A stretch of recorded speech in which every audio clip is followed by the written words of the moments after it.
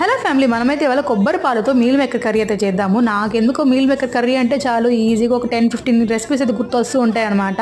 ఇది ఒక రెసిపీ అనుకోండి, చాలా సింపుల్గా ఉంటుంది. బాండీలో కొంచెం ఆయిల్ అయితే వేసుకుని జీలకర్ర అయితే వేసుకున్నానండి. అవి వేగిన తర్వాత నేనైతే సన్నగా తరిగేసుకుని ఉల్లిపాయ అయితే వేసుకున్నాను అనమాట. అలాగే దాంతోపాటు అల్లం వెల్లిపాయ పేస్ట్ అయితే వేసుకున్నాను. ఇవి కొంచెం మగ్గిన తర్వాత నేనైతే సన్నగా తరిగి పెట్టిన టమాటా ముక్కలు అలాగే పచ్చిమిర్చి ముక్కలు కూడా యాడ్ చేసుకుంటున్నాను అనమాట. ఇవి కూడా కొంచెం మగ్గాలన్నమాట. మగ్గి కొంచెం మెత్తగా అయిన తర్వాత నేనైతే ఉప్పు, కారం, గరం మసాలా, పసుపు అయితే యాడ్ చేసుకున్నాను అండి. అంతకు మించి ఏ స్పైస్ కూడా యాడ్ చేయలేదు నేను. ఇవన్నీ కూడా కలిపి వేసుకుని లాస్ట్లో కొంచెం వాటర్ అయితే పోసుకుంటున్నాను అనమాట. ఇంకొంచెం మెత్తగా మగ్గేదానికి ఒక 5 మినిట్స్ రెస్ట్ ఇస్తే చాలండి, కొంచెం బాగా దగ్గరికి వచ్చేస్తుంది. అలాగే నేను ఆ టైంలో ఏం చేశానంటే, నా దగ్గర కొబ్బరి ఉంటే కొబ్బరి పాలు తీసాను అనమాట. మన దగ్గర కొబ్బరి పాలు ఉంటే చాలు. కొబ్బరి పాలు పోసేసిన తర్వాత నేను ఆల్రెడీ వేడి నీళ్ళల్లో మీల్ మేకర్ని ఉడికించుకుని పక్కన పెట్టేసానండి. సో మెత్తగా చిన్నవి అయితే ఉన్నాయి. సో నేను వాటిని మిక్స్ చేసుకుంటున్నాను అనమాట. అందులో ఈ కొబ్బరి పాలలో మీల్ మేకర్ అయితే ఉడకనివ్వండి. సో ఇదైతే చపాతీలో చాలా బాగుంటుంది. మీరు ట్రై చేసండి. బాయ్.